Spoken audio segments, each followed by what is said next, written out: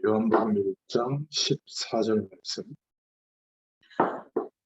우리 아마 교재에 제가 적었습니다. 요한복음 1장 14절 한 목소리로 봉독하겠습니다. 말씀이 육신이 되어 우리 가운데 거하시니 우리가 그의 영광을 보니 아버지의 독생자의 영광이요 그가 진리가 충만하더라. 오늘 이 말씀을 통해서 구속사의 주인공이라는 제목으로 은혜를 나누겠습니다. 구속사의 주인공이 누구신가? 우리를 구원할 구세주가 누구신가? 우리가 모든 죄와 세상 배경과 사단의 배경 가운데서 해방받을 수 있도록 그렇게 하실 분이 누구신가? 이런 질문에 대한 답이에요. 좀 서론으로 먼저 좀 말씀을 드릴 것은 하나님의 말씀에 근거해서 우리의 모든 생활 속에서 그냥 생각하고 걱정하고 내가 경험했던 거, 내가 알고 있던 것을 가지고 판단하고 해석하면 복잡해집니다. 아무리 열심히 살아도 원점에서 출발하는 것보다 못해요. 참 이게 아이러니한 겁니다. 전문인들, 엘리트들도 제가 몇 분 이렇게 만나보지만 그렇게 열심히 40년, 50년을 사는데 하루아침에 원점보다 못한 상태로 가는 인생을 많이 봤어요. 분명히 지금 선거철이라 막 대단하게 막 떠들고 있지만은 저 8명인가 몇 명인지 모르겠는데 한 명 말고는 그런 상태가 또 옵니다. 벌써 뭐 감사원장 지냈던 분 이런 사람들은 가만히 있었으면은 감사원장으로서 존경받고 끝날 텐데 자기 색깔을 너무 드러내고 하다 보니까 아예 뭐 4명 안에 컷오프에서 탈락되고 참 안타깝더라고요. 굉장히 훌륭한 인물들이거든요. 개개인 면면들을 볼 때. 그게 잘못됐다가 아니라 아무리 열심히 살아도 인생은 답이 없습니다. 나만 그런 게 아니라 다 똑같아요. 그런데 진실하지 않을 뿐이에요. 진실하면 고독하고 허무하고 상대적으로 열등감이 오고 우리가 사람들 속에서 세상 속에서 살기 때문에 선과 악의 기준이 안 가지려고 해도 가져요. 나보다 더 나은 삶, 더 나은 조건, 더 나은 어떤 인생과 행복의 방향이 보여요. 그래서 그것을 얻으려고 모든 것을 몰두하는데 인간에게는 그게 답이 안 돼요. 경험해 보셨잖아요. 사람이 답이 됩니까?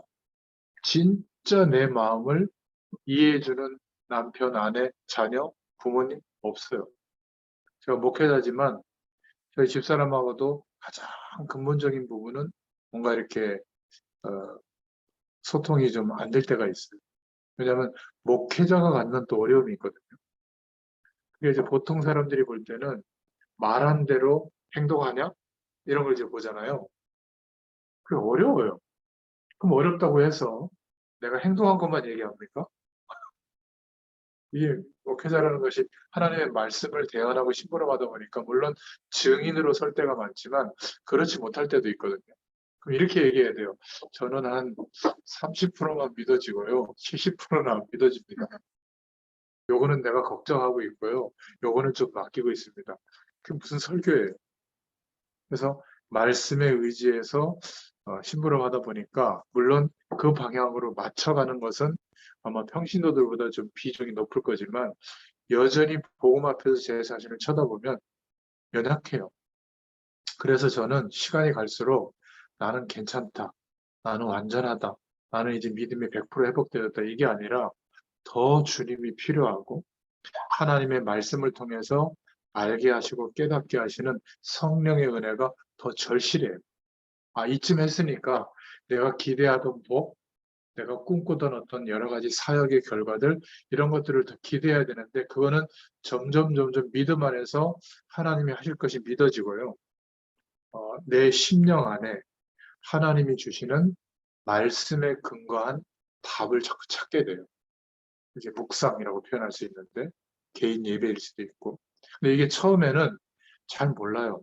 돈이 막 늘어나거나 우리 자녀가 뭐 잘 되거나 갑자기 내가 획기적으로 막 10년 젊어졌다거나 내가 꿈꾸던 내 분야의 일이 막 잘 됐다거나 이런 것이 더 크지 내가 삶을 살아가는 중에 하나님의 말씀의 근거에서 성령께서 깨닫게 해주시는 답을 찾는 이것이 처음에는 잘 모르지만 조금씩 그 축복을 누리다 보면 이게 얼마나 그 축복이라는 것을 알게 됩니다. 제가 지나온 시간들을 좀 이렇게 생각할 때가 있거든요. 가끔 이런 물을 강가에서 이렇게 로우 낚시를 할 때든지 이런 때가 있는데 그때는 뭐 그 베스 낚시, 베스 잡는 것도 신경을 쓰지만 그렇게 돌아보는 시간이 참 많은 것 같아요. 그 썸네일 그 앞에 화면은 제가 찍은 거예요. 이번에 가을 너무 막 이렇게 멋있더라고. 근데 이제 아니 썸네일 제가 이제 보내드릴 거예요. 그리고 메시지 녹화된 거.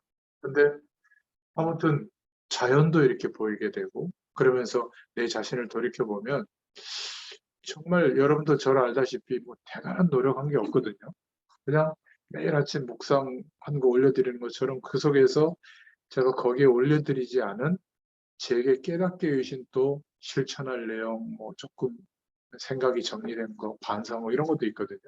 근데 그게 벌써 한 17, 8년 쭉 지속이 되다 보니까 이게 얼마나 중요한 건지 최근에 와서야 참 많이 알게 됐어요. 제 중심과 방향이 흐트러지지 않았던 것도 이 기쁨이 있기 때문에 가능했거든요. 오늘 보니까 제 옆에 딱 주차하시던데 제가 차에서 기다리고 있는데 못 보셨죠? 그, 어, 한 40만 킬로 탔나? 그러니까 엔진에 문제가 생겨가지고 폐차하고 지금 저희 집사람 차 끌고 다니고 있거든요. 모닝. 근데, 예. 근데, 사실은 뭐 이렇게 열심히 뭔가 사역을 하고 이 정도 시간이 되면 거기에 맞게 뭔가 삶의 영역이나 또 내가 누리는 어떤 조건들을 기대하고 사는데 저는 뭐 약간 좀 그런 생각도 할 때도 있지만 그거보다는 하나님께서 내게만 허락하신 축복들이 있거든요. 사명 뭐 이런 것들이 자꾸 생각되고 시간이 갈수록 이게 점점 믿음 안에서 확신이 오는 거예요. 그렇게 된 것이 모든 생활 속에서 하나님의 말씀에 근거한 답을 찾는 그것이 기뻐요. 그러면 치유됩니다. 어떤 것도 문제가 안 돼요. 지금의 염려와 불신앙, 막 불평할 수밖에 없는 조건들, 막 원망이 나오는 것들, 이것을 이기는 답은 특별한 게 아니라 하나님의 말씀에 근거해서 성령께서 조명해 주시는 답을 찾는 기쁨이 있어야 돼요. 하나님의 자녀에게 이것만큼 큰 기쁨이 없을 거예요. 처음에는 잘 모를 겁니다. 이 하나님이 주시는 답을 찾는 기쁨이 있다면 진짜 치유됩니다. 어떤 사람도 하나님의 자녀에게 허락하시는 그 은혜가 더 크기 때문에 치유돼요. 그런데 더 중요한 것은 문제처럼 보이고 위기처럼 보이는 그런 현실과 어려움들이 하나님께서 그렇게 우리에게 허락하시는 응답이 있다는 것을 그 속에서 보게 돼요. 그러니까 이 하나님이 주시는 기쁨이 없으면 이게 안 보입니다. 여전히 내가 기대했던 선과 악의 기준을 가지고 살아왔던 인생의 내용 중에 더 나은 행복한 삶, 더 나은 성공된 거, 그런 조건들을 기대했던 거, 그게 이루어져야만 내가 행복이라고 생각하고, 그게 응답이라고 생각하거든요. 그러니까 어떤 면에서는 전혀 모르고 있을 가능성도 많아요. 그러니까 사실은 제가 목회자로서 막 대단한 성공을 한 게 아닌데 현장에 꾸준히 가서 복음이 필요한 사람들과 그 현장에 계속 복음을 심부름할 수 있었던 교회 부흥도 아니고 저는 뭐 그것도 없잖아요. 근데 이 중심을 가지고 했던 이 작은 실천이 너무 중요한 거였어요. 지금 소유리 문답도 1문답부터 쭉 해서 지금 21문답까지 왔다는 것은 벌써 시간이 그렇게 지나갔다는 거잖아요. 저는 한 28년, 9년 가까이 현장에서 말씀 운동하면서 전달했던 메시지 내용을 다 가지고 있거든요. 파일로도 가지고 있고 이렇게 사역자용으로 준비한 것도 가지고 있고 이게 얼마나 큰 응답이라는 것을 정말 몰랐어요. 근데 이렇게 설교한 거 말고 어떤 강의한 거 말고 현장에서 말씀 운동한 내용이 천천히 이렇게 쌓여져 있는 이런 게 없어요. 더 감사한 것은 이 코로나 때문에 어쩔 수 없이 이렇게 비대면으로 해야 될 상황이 됐기 때문에 줌을 활용하게 되고 또 녹화 기능이 있고 그래서 지금 이제 회원 등록을 해가지고 유료 회원이 됐거든요. 거기에 또 따라오는 혜택이 너무 크더라고요. 녹화도 되고. 저는 몰랐어요. 지난 1년 동안.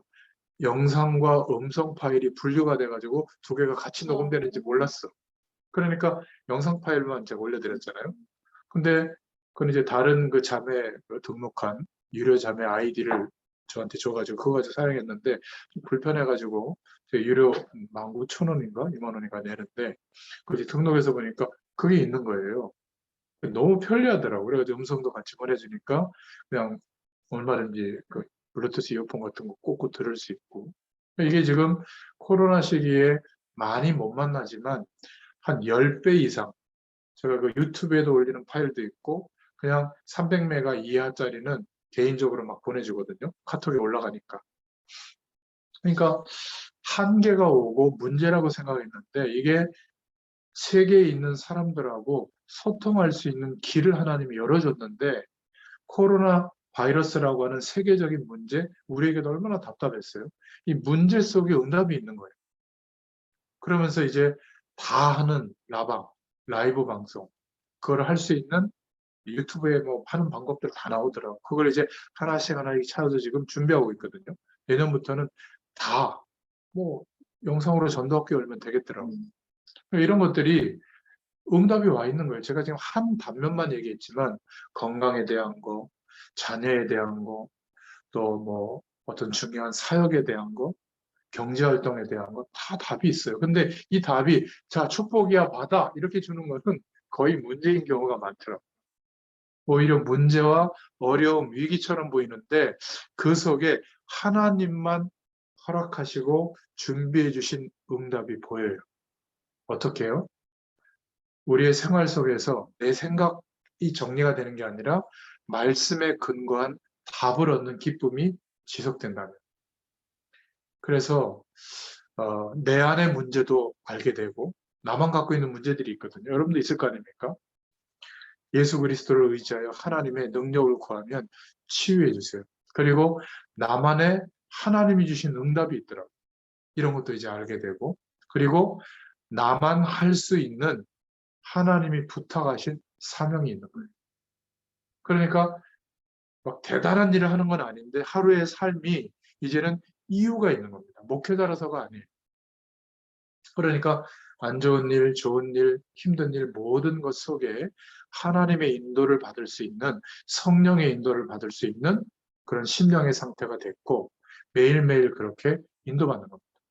제가 이제 집에서 이렇게 줌으로만 할 때는 1시간 앞당겨서 여기 올 필요가 없잖아요. 그러니까 여유가 있었는데 벌써 이번에 2주째인데 1시간, 이 시간이 또 막혀. 그러니까 1시간 한 20분 전에 출발하거든요. 오늘은 그래서 약간 10분인가 15분 전에 도착했단 말이에요. 근데 1시간 안 남기고 출발하면 항상 감당한다는 생각이 들죠. 그러니까 아침에 평상시보다 제가 1시간에서 1시간 반 정도가 시간이 더 필요한데 이게 지금 오늘 무슨 요일이죠? 화요일날 이게 적응이 안 돼가지고 말씀 묵상한 거를 올릴 시간이 없는 거예요. 정리해서 좀 문장으로 적고 또 이거 올리는데도 시간이 좀 걸리거든요. 그러니까 이것도 이제 저에게는 또 하나의 숙제고 실천할 내용이 되는 거죠. 그러니까 별거 아닌데 삶의 그런 이유들이 자꾸 찾아지고 응답이 되는 겁니다. 이따가 결론에서 다시 한번 말씀드리겠지만은 오늘 처음 말씀드리는 이 서론의 내용을 여러분들 스스로 뭘 하려고 열심히 하려고 하지 말고 하나님의 말씀에 근거해서 성령께서 깨닫게 해주시는 답을 찾는 것.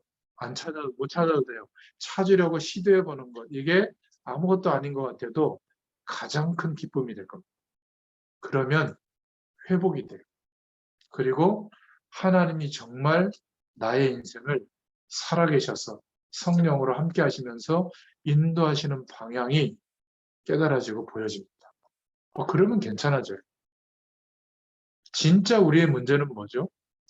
실제로 바리새인들처럼 구약의 율법을 알고 막 말씀대로 살려고 노력하는데 실제로는 복음을 모르거나 아니면 복음을 알고 있지만 못 누리고 있거나 돌이키지 않아서 여전히 세상에서의 삶을 위한 수단이 되기 때문에 말씀이 목적이 되고 하나님을 바라보는 것이 하나님과 교제하는 그것이 목적이 돼야 되는데 수단인 채로 아직 복음을 못 누리고 있다 보니까 믿음의 영역에 눈을 못 뜨는 거예요. 여전히 나의 조건, 환경에 지배받고 있는 겁니다.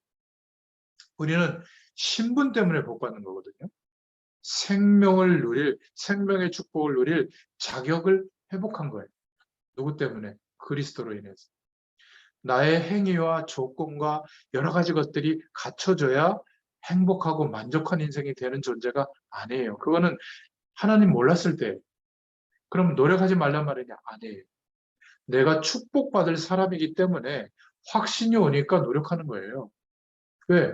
하나님 준비한 것을 찾아야 되니까 공부하고 찾아야죠. 그죠? 근데 아이들이 공부 안 하면 망한다 생각하고 공부해야만 행복하고 성공한다 이러면 그거 진짜 고통입니다. 신앙생활을 해야만 복을 준다. 신앙생활을 안 하면 복을 안 준다. 그거는 종교 속에서 갖는 태도예요. 우리는 이미 옮겨진 겁니다. 세상 가운데 있지만 하나님 나라의 배경 속에 옮겨진 거예요. 어떻게 알 수 있죠? 믿어요. 누구를 의지해서? 내 경험, 생각을 의지하는 것이 아니라 말씀을 통해서 우리에게 알게 하시는 그 방향, 바로 예수님이 하신 그리스도의 일이 모든 것이구나. 그것을 믿는 믿음 안에 있는 우리에게 이런 축복을 허락해 주셨구나 믿어야 됩니다. 그러면 그 결과가 나타나죠. 자, 그래서 영적인 힘이 없는 것이 하나님 백성에게 가장 큰 문제. 영적인 힘이 있다면 괜찮습니다. 영적인 힘은 내가 만들어내는 게 아니라 하나님께서 허락해 주시는 거예요. 그래서 날마다 그 힘과 은혜를 기대하는 중심을 갖는 거죠. 어떤 것보다? 이 세상의 복보다. 필요 없다는 게 아닙니다. 그러는 중에 영적인 힘이 없어서 힘든 중에 실력도 또 없잖아요. 우리 그렇게 해외에 가서 공부하셨는데 정말 0.1% 안에 들어간 실력은 또 없잖아요. 그러니까 삶의 조건이나 살아가는 문화에도 뒤처지는 겁니다. 그러니까 이게 힘든 거예요. 이게 복합적인 거죠. 근데 내가 지금 실력이 없어서 힘들구나. 여기 이렇게 딱 생각되면 이제 그쪽으로 가는 거죠. 만회하려고. 아무리 만회해보세요. 하나님 자녀는 영적인 힘이 없으면 다지는 겁니다. 영적인 힘이 없으면 불편할 뿐이지 그것 때문에 불행해지지 않아요. 그렇지 않습니까? 남편, 괜찮은 남편, 여러분들 여성분들이 괜찮은 남편 한 10명쯤 있으면 행복할까요? 정말 괜찮은 남편, 한 명도 아니고. 한 사람은 정치인, 한 사람은 뭐 문화예술인, 한 사람은 목회자. 아니 근데 무조건 나를 사랑해줘 서로 질투하지도 않고. 그럼 행복할까요? 그랬던 사람들 있잖아요. 그리고 왕들은 뭐 1000명 가까이 부인도 있었잖아요. 행복할까요? 왜 자꾸 거기에서 인생의 답을 찾으려고 합니까? 거기서 거기에요. 내가 사랑할 수 있는 힘이 있다면 그 대상자와 상관없이 나는 행복해져요. 자녀도 마찬가지입니다. 공부 잘하고 모험적으로 크고 잘 되고 내가 기대하는 쪽으로 막 하면 내가 행복해질 것 같잖아요. 어머니 생각하면 돼요. 지금도 걱정하잖아요. 그것도 딸도 아니고 그 딸의 딸을 또 걱정해가지고 막 밥맛 없고 막 그러잖아요. 희한하지. 이제는 안 그러셔도 되는데 희한해요. 왜냐하면 거기에 삶의 방향을 두면 못 빠져나. 눈에 흙이 들어갈 때까지 그러고 있어요. 예전 부모님들 보세요. 할머니, 할아버지들 7명, 8명, 10명 낳은 부모님들. 애들 신경 쓸 겨를도 없어. 그냥 살아있으면 감사해. 네? 학교에서 뭔 공부를 하는지 몰라. 근데 그 사람들이 한국의 이 중흥기를 일으켰다니까요. 사회 요소요소에서. 그러니까 우리의 진짜 문제는 보이는 조건이 충족되지 않아서가 아니라는 거. 그러면 충족 안 돼야 된다 그 말도 아니에요. 충족되면 좋죠. 그러나 거기에 몰두하는 시간을 다 뺏기지 말고 적어도 하루에 가장 좋은 집중할 수 있는 환경과 시간을 확보해서 하나님 바라보시기 바랍니다. 방법은 바라보다 보면 찾아지게 돼 있어요. 여러분 생활에 맞게. 그러면 어떻게 되는 줄 아세요? 드디어 나의 하는 일, 내가 했던 공부, 내가 갖고 있는 직업, 나의 인생에 하나님이 함께 하시는 전무후무한 응답이 옵니다. 목동으로 있는데 하나님의 능력이 나타나요. 다 벌벌 떨고 있고 블레셋에 막 조롱당하고 있는, 골리앗에 조롱당하고 있는 그 현장 앞에 도시락 심부름 갔는데 하나님의 능력이 역사하는 거예요. 우리는 막 대단한 자격을 갖춰야 된다고 생각하는데 아니에요. 그래서 결국은 자기가 평상시 했던 돌팔매했던 그 일 때문에 골리앗을 꺾고 장군이 되고 왕으로까지 나아가거든요. 왕이 돼서도 엄청난 실수를 하잖아요. 그런데도 하나님은 다윗을 축복하신 이유가 돌이킨 겁니다. 돌이켜서 하나님을 바라본 거예요. 하나님 아니면 안 됩니다. 왕의 신분인데, 그리고 평생의 왕으로서 해야 될 자기의 목적을 깨닫게 된 겁니다. 사명을. 법궤가 저렇게, 나는 이 왕궁에서 있는데 저렇게 법궤를 모실 성전이 없구나. 내가 하나님의 전을 세워야지. 하나님 앞에. 그런데 허락하지 않았어요. 모든 준비를 갖춘 뒤에 솔로몬 시대에 허락된 성전을 지었죠. 그러니까 다윗은 왕으로서 존재해야 될 매일매일의 이유가 있었던 겁니다. 구체적이었어요. 여러분, 우리의 삶은 발을 땅에 디디고 현실적으로 내게 주어진 시간과 장소와 여건 안에서 세계복음할 수 있는 답들이 주어져 있다니까요. 이거를 찾으셔야 돼요. 그런데 이것은 안 찾아져요. 치유가 되기 전까지. 하나님이 주시는 기쁨, 우리의 생활 속에서 하나님의 말씀에 근거한 성령이 조명해 주는 답을 찾는 이게 그 무엇보다 기쁜 시간으로 회복되면 다 회복됩니다. 이제 2021년도 출발했는데 10월, 11월, 12월 얼마 남지 않았습니다. 이 짧은 시간만이라도 한번 그 중심을 가져보세요. 기간과 시간은 하나님의 손에 있어요. 뭐 1년을 해야 되냐? 그건 중요하지 않아요. 중심을 가지고 하나님께 집중하는 시간이 있다면 하나님께서는 역사해 주실 줄로 믿습니다. 그래서 하나님이 찾으시는 사람은 하나님의 영에 감동된 자, 하나님을 누리는, 하나님이 그리스도로 말미암아 회복시켜 주신 이 구원의 축복을 기대하고 누리는, 그래서 성령의 충만을 누리는 하나님의 영에 감동된 자를 찾으세요. 조건은 다양합니다. 그러나 그것을 도움받아야 될 정도로 하나님이 연약하지 않으세요. 우리가 하나님 도와드리는 게 아니에요. 저는 그렇게 생각한 적이 있었는데 절대 아닙니다. 아무것도 안 해도 세계복음은 됩니다.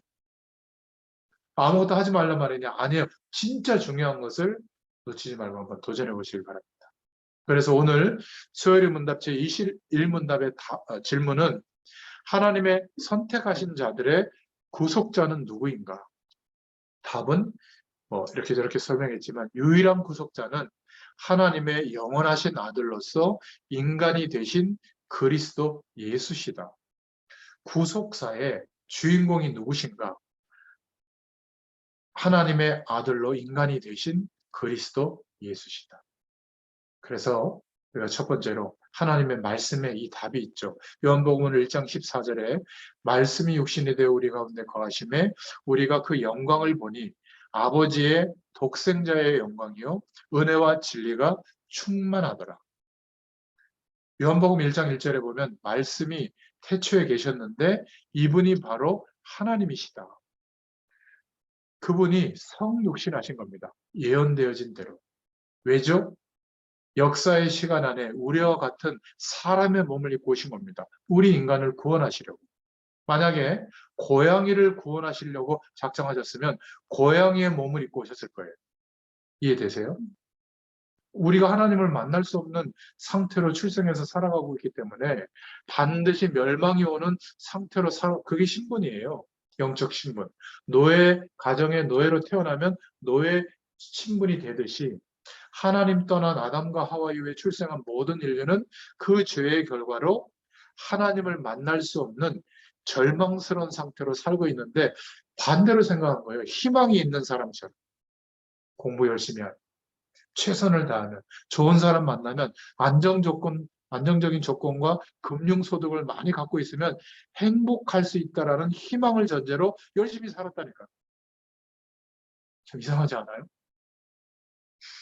하나님 자녀했는데도 진짜 하나님이 허락하신 그 축복을 기대하는 것보다 이거는 수단으로 내 삶이 더 빨리 쉽게 안정적으로 되도록 그렇게 기도한다는 것 자체도 얼마나 사단이 교묘하게 속이고 있는 거예요.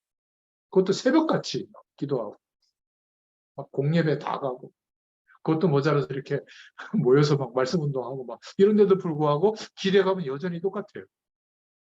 저 어느 날 이걸 깨달은 거예요. 모든 목회자들이 목회가 꿈이에요. 그게 목적이에요. 아니에요. 목회는 수단이에요. 목적은 뭐죠? 하나님 바라보는 거. 그 바라봤더니 하나님이 지금도 역사하시는 그 축복을 심부름하는 게 목회자의 진짜 일이에요. 그것을 하는 수단이 목회인 거지. 근데 앞에 내용을 빼버리면 이건 직업인 겁니다. 하나의 기업이고 내 삶을 보존해주는 어떤 현장일 뿐이에요. 그래서 커지면 그것 때문에 막 힘나고 작아지면 스트레스 받고 그러는 겁니다. 똑같더라고요, 보니까. 어느 날 제가 해방된 겁니다. 아, 내가 누구인가, 무엇을 위해서 어떻게 살아야 할 것인가를 알게 되고 나니까 막 근심, 걱정, 막 스트레스, 막 이런 거요. 왜 그랬는지 말이지. 제가 이 얘기를 줄기차게 계속하고 있거든요.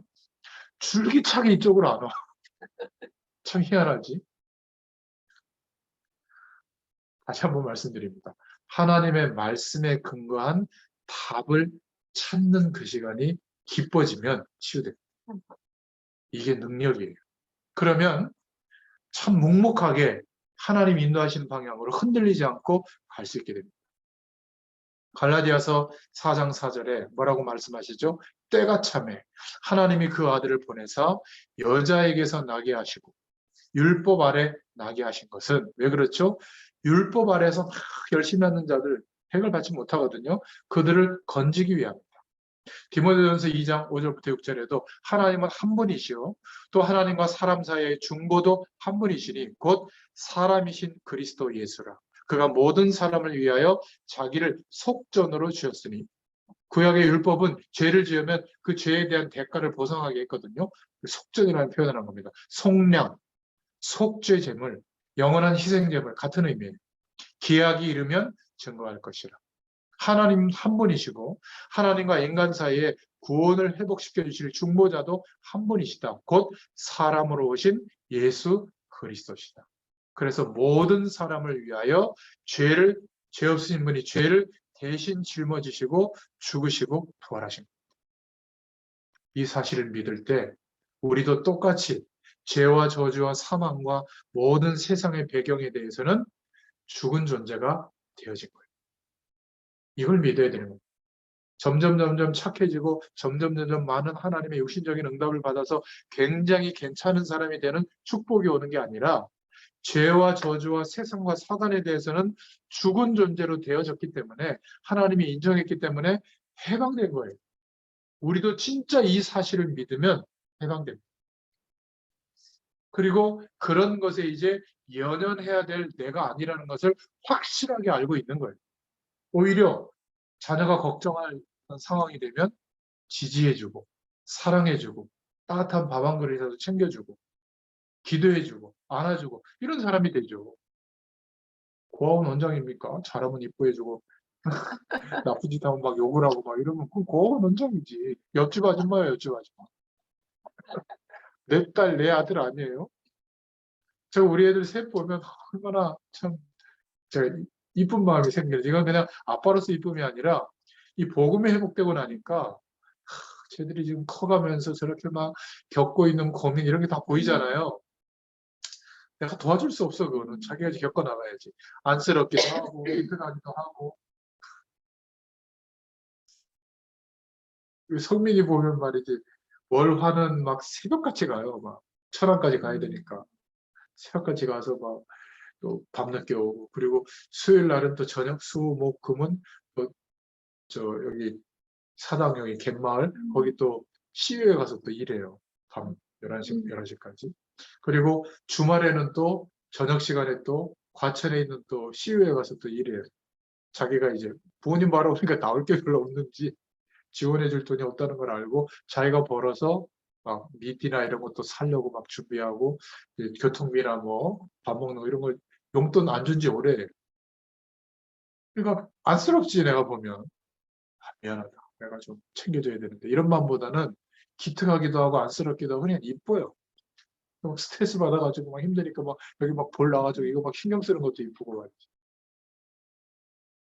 여러분 이쁘지 않습니까? 이게 정상적인 부모지. 뭘 그렇게 애들한테 그러지 마세요. 지금도 부모님 막 그러면 어때요? 지지해줘요. 괜찮아. 어떤 경우가 돼도 하나님 널 인도할 거야. 엄마는 너 응원해.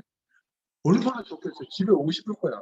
우리 애들은 집을 안 떠나려고 그래. 맨날 엄마한테 가서 그냥 엉겨붙어요. 우리 집사람이 그렇게 도와주더라고. 여러분, 꼭 기억하셔야 됩니다. 구속사의 주인공으로 오신 예수님. 그 예수님이 지금 승천하셔서 믿는 자 속에 성령으로 함께하고 계십니다. 로마서 9장 5절에도 조상들도 저희 것이요 육신으로 하면 그리스도가 저희에게서 나셨으니 저는 만물 위에 계셔 세세에 찬양받으실 하나님이시니라. 아멘. 육신으로는 우리와 같은 죄의 배경 아래 있는 것 같지만 이분은 사실은 아브라함과 다윗의 자손 예수 그리스도의 세계라. 혈통적으로는 동정녀 마리아에게 나셨지만 그 마리아의 남편 요셉의 때까지는 왕족 출신이에요. 그러니까 메시아라고 믿을만 한데도 안 믿는다. 그 말이에요. 육신적으로도 거부할 이유가 없는데. 누가복음 1장 35절에는 천사가 대답하기를 성령이 내게 임하실 것이고 지극히 높으신 하나님의 능력이 내게 임할 것이니 나실 바 그분은 하나님의 아들이시다. 골로새서 2장 9절에는 그 안에는 신성의 모든 충만하심이 육체 속에 거하신다. 예수님이 곧 하나님이시라는 거죠. 히브리서 7장 24절부터 25절에는 이 예수님은 영원히 계신다. 그 직분도 영원하시기 때문에 그러므로 자기를 힘입어 하나님께 나오는 자는 온전히 구원하실 수 있는 분이십니다. 그가 항상 우리를 위하여 간구하시기 때문이다. 이렇게 말씀하고 있어요. 구약 시대에 예언되어진 분, 신약 시대에 오신 이분이 누구신가? 하나님과의 교제가 끊어진 상태로 물 밖에 놓여 있는 물고기처럼 하나님을 떠나서 세상 배경이 전부인 것처럼 그렇게 살아가고 있는 가장 비참한 인간 삶을 그 비참함 속에서 건져내신 분이 누구신가 그 말이에요. 예수님이시죠. 우리는 그냥 예수 이렇게 알고 있는데 성경 전부가 이것을 증언하고 있는 겁니다. 구약에 예언되어져서 우리가 비참한 가운데 있는데 그 비참함 속에 있는 인간을 건져내신 분은 예수님이시다. 그렇다면 분명한 예수님에 대한 답을 가지고 확신해야 될 줄로 믿습니다. 동정녀 탄생의 과학성. 여기에 일치되는 분은 예수님밖에 없는 겁니다. 그러니까 원죄에 속하지 않는 그러한 모습으로 인간으로 오신 분. 생물학적으로. 예수님밖에 없는 겁니다. 내가 이 시대의 메시아다, 이 시대의 하나님의 뜻을 계시하는 자다, 다 가짜예요. 예수님만 그리스도십니다. 동정녀 탄생, 처녀가 잉태아들을 낳을 것인데 그 이름을 임마누엘 하리라. 여기에 일치되는 분은 예수님이시다. 확신하셔야 됩니다. 이유는 모든 사람이 죄를 범했기 때문에 아담의 후손으로 태어난 사람들은 절대로 그리스도가 될 수가 없는 거죠. 금방 태어난 아기가 죽으면 죄를 해결받지 못하고 죽는 겁니다. 천주교는 원죄를 몰라서 죄 없다고 하는 교리가 있어요. 새 생명을 얻지 못하면 그리스도를 믿는 믿음 안에서 하나님의 구원의 축복을 누릴 수가 없는 거죠. 새 생명을 어떻게 얻죠? 예수님이 하신 그리스도의 일을 인정하고 믿을 때 예수님과 함께 죽고 동시에 예수님과 함께 거듭나는 생명을 얻게 되는 거죠. 그 즉시 하나님께서 영으로 함께 하시는 구원의 축복이 임하는 겁니다. 그런데 어찌 구세주가 될 수 있겠습니까? 아담의 후손으로 태어난 사람들. 아무리 신령한 능력을 나타낸다고 해도 그것을 신처럼 섬기는 사람들이 얼마나 많아요. 너무 안타까운 거죠. 우리 인간을 비참함 속에서 건져내신 분이 과연 누구신가? 그럼 우리가 무엇을 기대하고 믿어야 되죠? 예수님을 바라봐야 되는. 두 번째, 무엇을 확신하고 답을 가져야 되는가? 십자가의 죽음과 피제사의 필연적인 이유를 우리는 확신해야 되는 겁니다. 인간에게 꼭 필요한 것으로 하나님이 미리 약속하신 것이죠. 그래서 구약시대에는 오실 메시아가 그리스도께서 하실 일, 십자가의 죽으심을 설명해도 모르니까 나 대신 희생 제물을 드리게 한 겁니다. 살아있는 짐승을 죽였어요. 우리는 지금 그냥 은혜로 예배드리잖아요. 그래서 예배의 축복에 집중이 안 되는 겁니다. 글자, 주보의 글자, 목사님의 어떤 그 막 강조하는 어떤 예화, 뭐 통계 자료, 목사님 넥타이 색깔, 뭐 점을 뺐냐 안 뺐냐 별거 다 봐. 근데 정작 중요한 거는 피제사드림으로 똑같이 지금도 우리를 구원하신 예수님의 죽으심과 부활에 대해서 그리스도의 약속에 대해서 확신하고 그 중심을 가지고 하나님을 바라보는 중심으로 모든 예배에 참여해야 되거든요. 제일 놓치는 사람이 누구죠? 솔리스트들, 찬양대원들, 사람 앞에 자꾸 쓰는 거예요. 특히 목회자들, 대표 기도하는 사람들, 뭐 그렇게 주구장창 화려한 미사여구를 동원해야 됩니까? 그렇게 길어야 됩니까?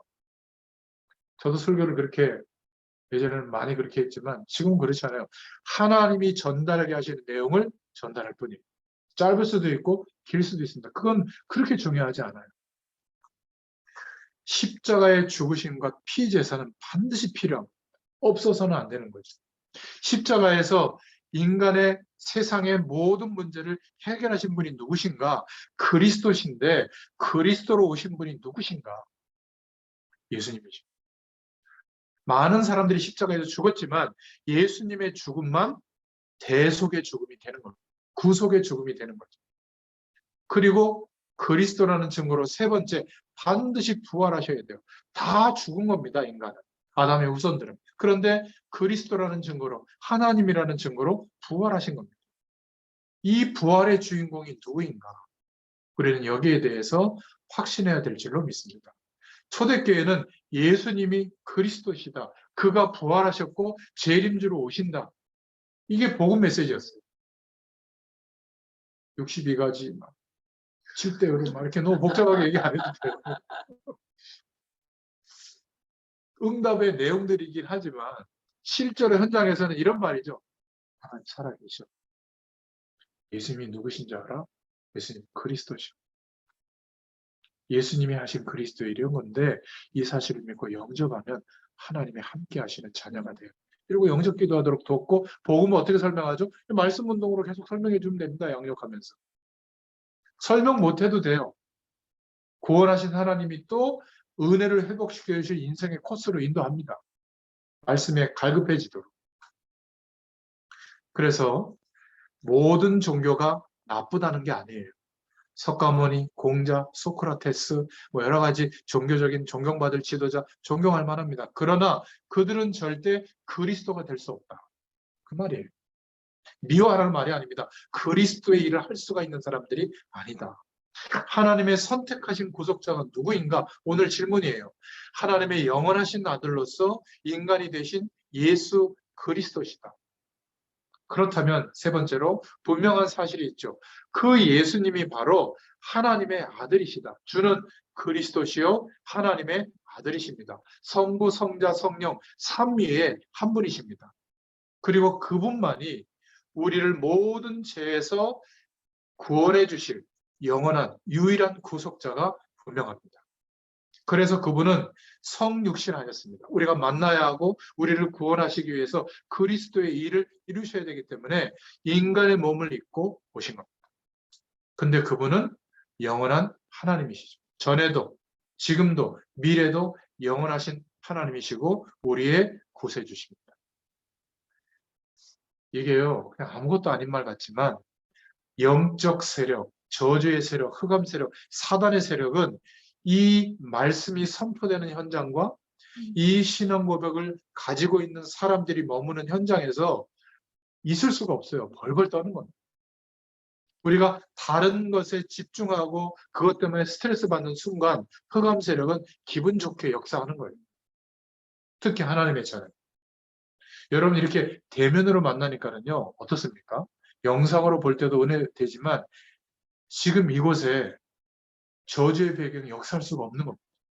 우리는 이곳에서 은혜를 나누지만 동시에 이 시간에 우리와 관련된 모든 것에 복음의 능력이 나타나고 있는 거거든요. 하늘 배경으로 역사하시고 계시는 거예요. 하나님의 능력이.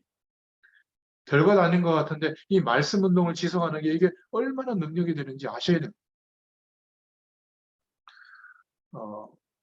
한 10개월 동안 장재현 우리 집사님 물론 이렇게 말씀 운동을 지속해 주셨지만은 이 대면에서 이제 시작되기 때문에 이 복음의 능력과 파장은 또 다르게 역사할 줄로 믿습니다.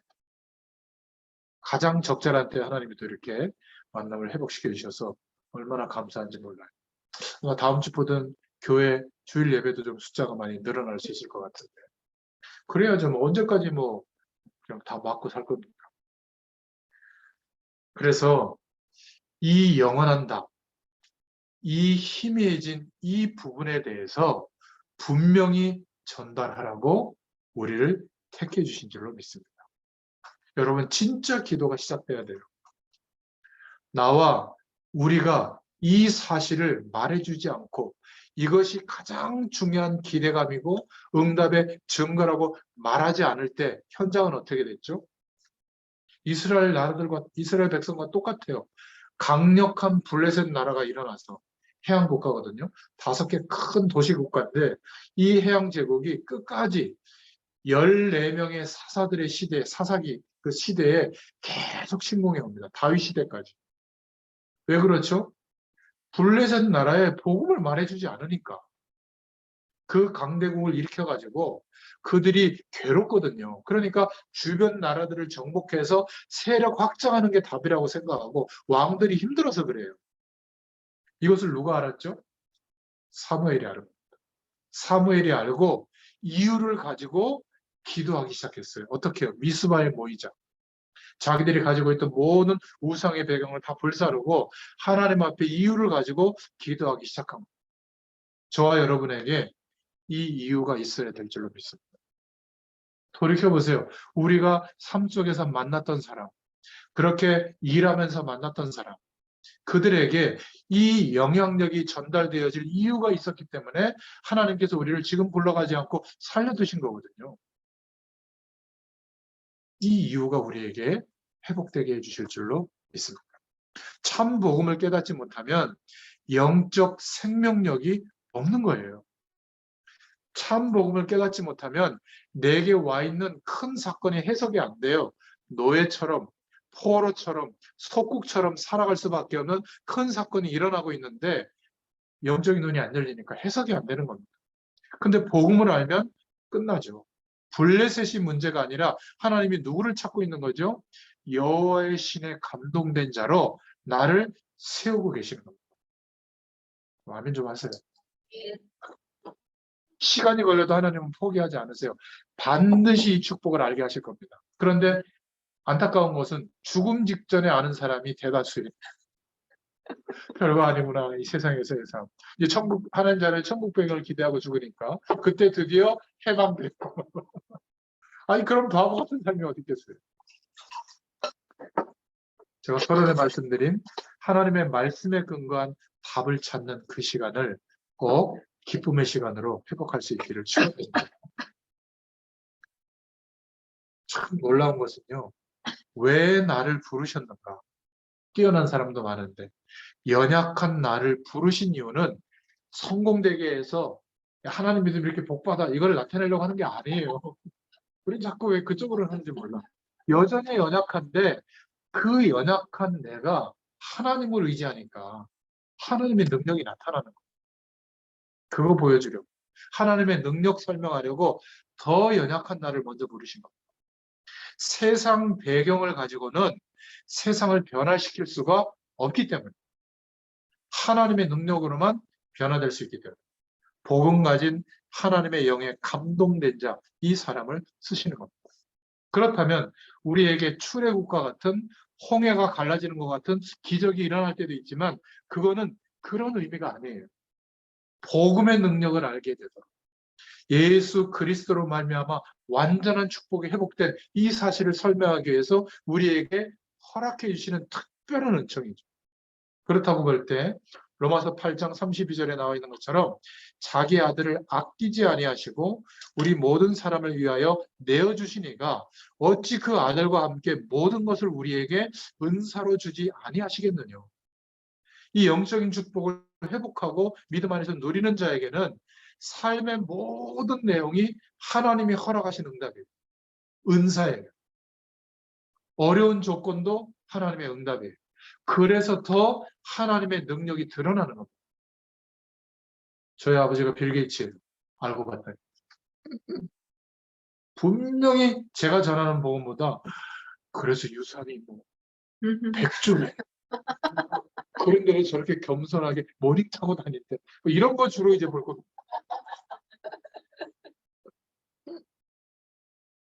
너무 감사해요. 단 한 가지라도 하나님이 안 도와주시면 저는 못 사는 그런 인생이 된 게 감사해요. 여러분 이게 진짜 감사한 겁니다. 그리고 하나님 바라볼 수 있게 된 거. 근데 바라봐도 내 뜻대로 잘 안 주셔. 근데 어느 날 보면 한 20년, 30년 지나 보니까 실패한 거 하나도 없어요. 끝난 거 하나도 없어요. 항상 하나님의 인도하심 속에 있었더라고요. 지금도 마찬가지고 앞으로도 마찬가지. 이걸 믿으세요. 하나님의 인도를.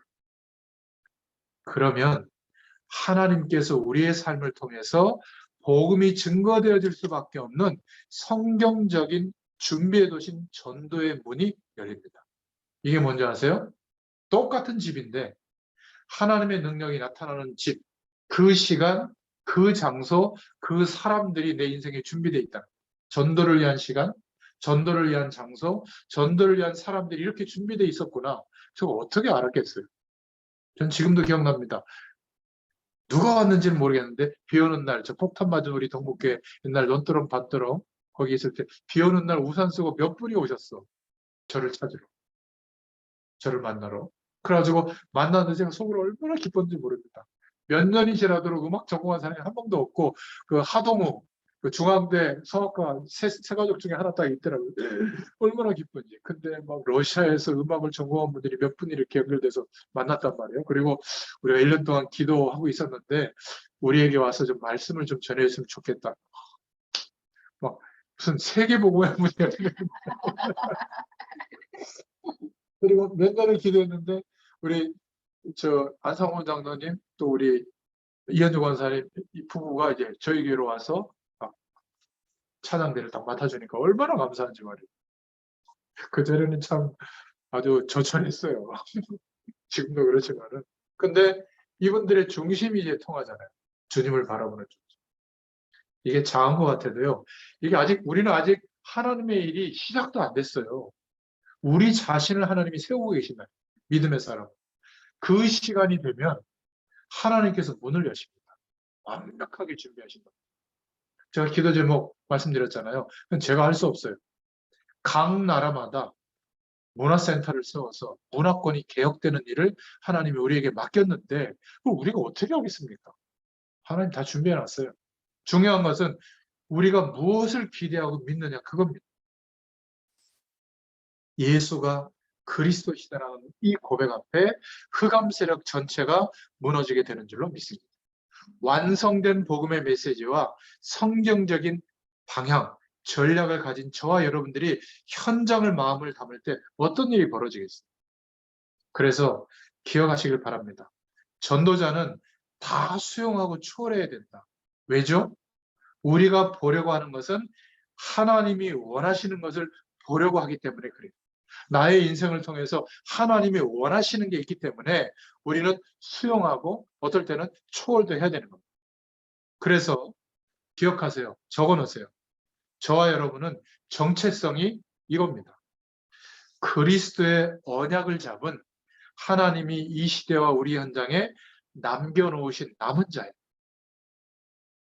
그리스도의 언약 잡은 남은 자다.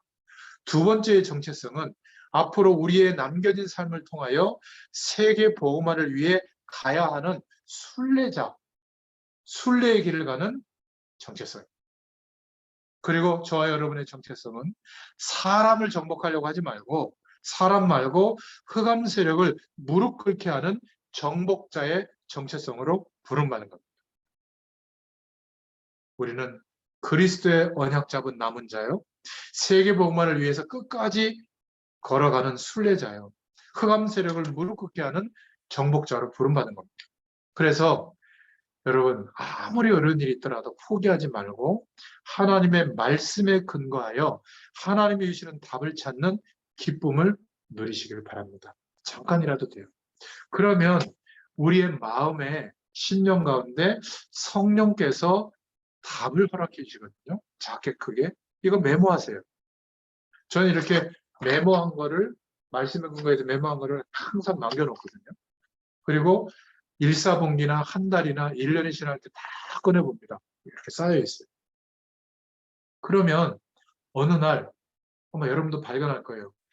이렇게 말씀 전달해 드리는 이런 어떤 전도운동 단체의 메시지라든지 여러분들이 이렇게 중요한 어떤 집회 메시지라든지 이런 것과 여러분들이 섬기는 강단 메시지가 나하고 딱 맞게 느껴질 때가 와요. 그럼 반드시 옵니다. 지금은 굉장히 거리가 멀게 느껴지고 나는 현실 속에 막 힘들다고 생각하는데 어느 날 하나님의 말씀과 나의 인생이 거의 일치하는 시간이 옵니다. 그게 뭐냐면 말씀으로 하나님의 능력으로 세팅이 딱 되어진 겁니다. 내 인생. 그 시간까지는 여러 시행착오들이 있죠. 포기하지 말고 말씀 안에서 주시는 답을 계속 찾아가 보세요. 이것을 뭘 목적을 두고 하지 말고 그냥 쭉 그렇게 중심을 하고 어느 날 하나님의 말씀과 내 삶이 일치한다는 말은 뭐냐면 그렇게 괴리감이 없고 아 맞습니다. 예, 제가 그렇게 해야죠. 아 그렇군요. 이렇게 막 이렇게 삶 속에서 함께 가는 응답이 와요. 이렇게 되면 우리의 삶의 현장에 하나님의 역사하심이 보여져요. 문제인데 그 속에 하나님의 역사하심이 있다는 거예요. 이게 보여져요. 이때부터 나의 작은 일, 나의 작은 인생, 내가 공부했던 거, 경험했던 게 하나님의 손에 들려지기 때문에 전무후무한 응답을 가지게 됩니다. 하나님이 역사하시는 도구가 되고 통로가 되고 그러면 오늘 하루의 삶이 막 힘든 게 아니라 하루의 삶이 응답인 거예요.